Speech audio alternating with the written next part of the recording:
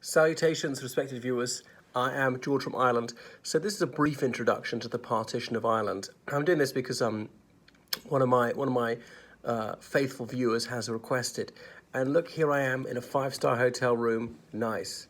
Well, maybe you can't really tell from this angle, but this is what YouTube can buy you if you're at my level. You know, this is what being a super tutor can buy you.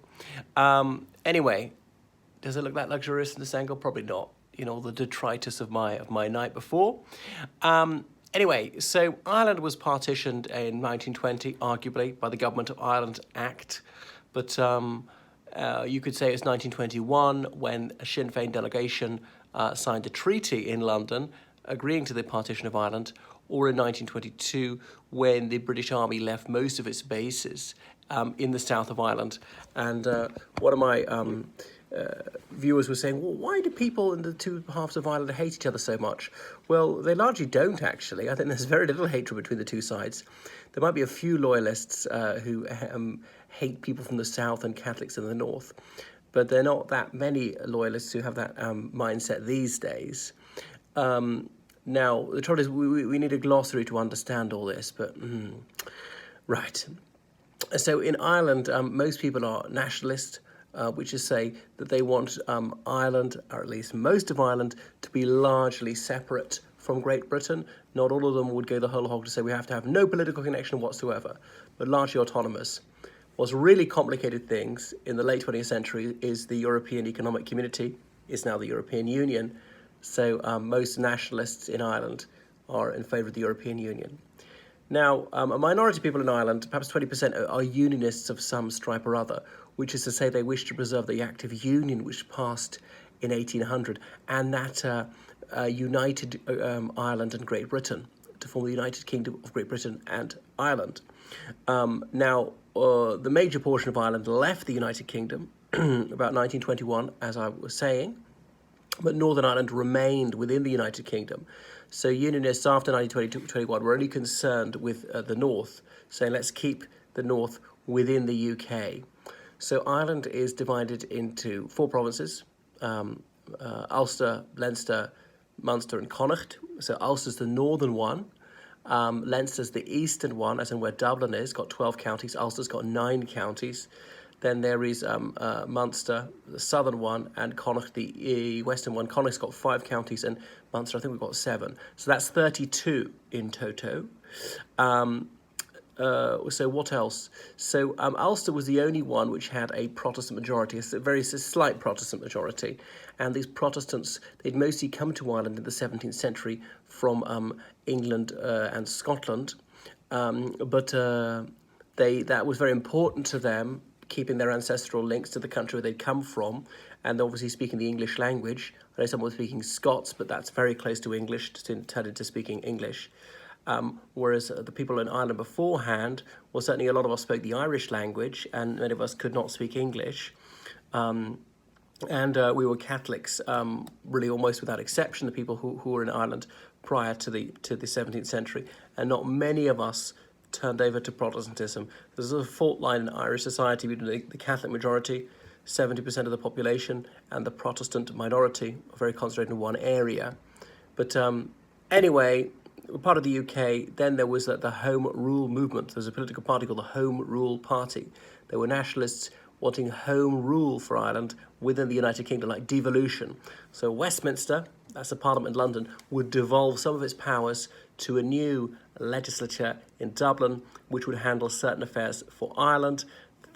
Some matters would be reserved to Westminster, such as foreign affairs and defence, possibly other issues. But so in an Irish Parliament in Dublin, we could determine our own policies on, let's say, education, healthcare. We might have tax varying powers, criminal law sometimes, I'm not sure, whatever, like the law of property, the law of contract, various matters of such natures. And then there were some people in Ireland who were Republicans. Well, what's the first thing everybody knows about the United Kingdom? Everybody knows that there's a queen. Obviously, in the old days, there was a king. So the monarchy is essential. Now, I know if you go back a century, most countries had monarchies. But in the late 20th century, they didn't. But Republicans, Irish Republicans, they call themselves Republicans partly because they're anti-monarchist, part of a wider 18th century revolutionary movement against monarchs everywhere, but also particularly against the monarch of the United Kingdom, or in the 18th century, the King of Ireland. The King of Ireland was the same person as King of Great Britain. Even though he was the Irish king, he never ever set foot in Ireland. Anyhow, so the idea is we want to completely split from them, as Theobald Wolfe Tone said, break the connection with England, the unfailing source of all our political woes. So a very hardline nationalist is called a Republican, and they usually believe in physical force to achieve their goals, whereas constitutional nationalists would use moral force and use the political system trying to get elected. So, as I say, unionists on the other side, they wish to maintain the Act of Union, or often they would say our civil and religious liberties we shall maintain, because they regard themselves as British. In the 19th century, they were quite happy to call themselves Irish as well. See that there was no contradiction there. Into the 20th century, Irish, after the Partition of Ireland, these unionists in the north often say, well, I'm Northern Irish, or I'm Ulster. Remember, the northern province of Ireland is Ulster. So there's no adjective of Ulster. Ulster as a noun and as an adjective, you can't say Ulsterish or Ulsterese. Because they wanted to distinguish themselves from the major portion of Ireland, because the larger part of Ireland obviously left the UK, and that they felt the word Irish was co-opted by nationalism. Oh, you're Irish, you must be a nationalist, you must want to leave the UK. No, I don't. Or you're Irish, you must be a Catholic. It's true most of us are, but there's a large minority who are not. So there was some sectarian animus, which is to say some people who are Catholics loathing Protestants and vice versa. If you read Dublin Made Me by Todd Andrews, this famous politician, Irish politician, called himself a Republican in the Fianna Fáil party, and he said when he was a child, whenever they passed a Protestant church, his nanny would make an anti-Protestant remark, and his uncle would spit on the floor and things like that. And there was also anti-Catholic bigotry amongst some Protestants. But don't imagine that all Catholics and all Protestants hated each other, or even majority, but there's only a minority. Some level of animus, how high, it varied, and also varied with times. When feeling was running high, then there was a lot more hostility. So these denominational asperities, they really were kicked into high gear at times of tension, like if people were being killed. So, anyway, there was a conflict after the First World War. The Irish Republican Army, IRA, set itself up as a partisan force fighting the Crown forces, the Crown force that being the British Army. Well, they have a crown on their cap. And the Royal Irish Constabulary, that's the police. They also had a crown as their symbol, because they'd taken an oath of loyalty to the monarch.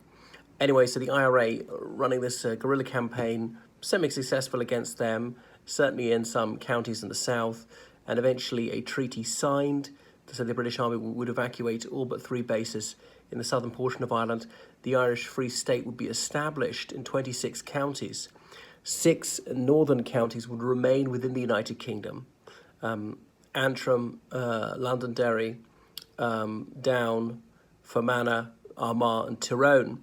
Now the thing about Londonderry as a county is a lot of people call it Derry, because the county town is Derry, the city of Derry. Historically, that city was called Derry, and then in the early 17th century, one of the London livery companies spent some money sending English people over there, so they renamed Derry as Londonderry, and so it was the official name into the 1980s, and then the city council said it's Derry. So a lot of people call it Derry. I call it Derry. I don't mind if people call it Londonderry.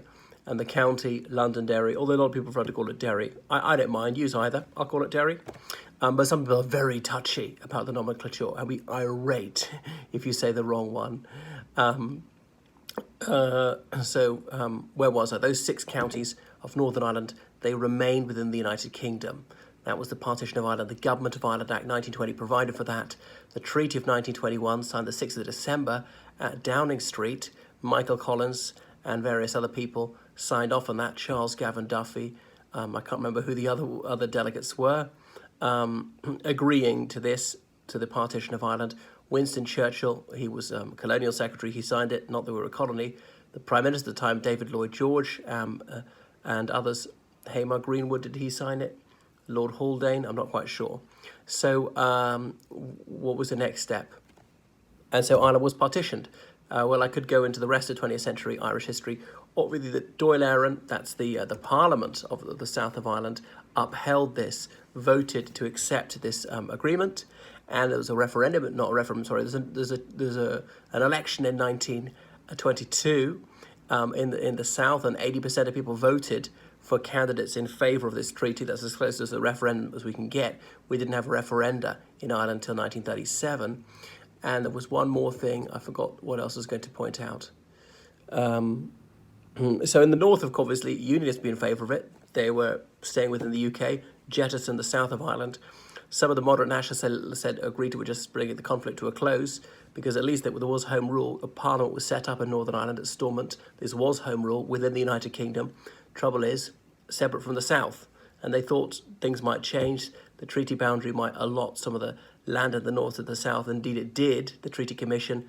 But the Southern administration rejected that, said, no, we'd rather be forgiven our share of the national debt, effectively sold the small bits of the north that we were entitled to. So that's a very brief précis of the Partition of Ireland. I might do a lengthier one later. Toodaloo.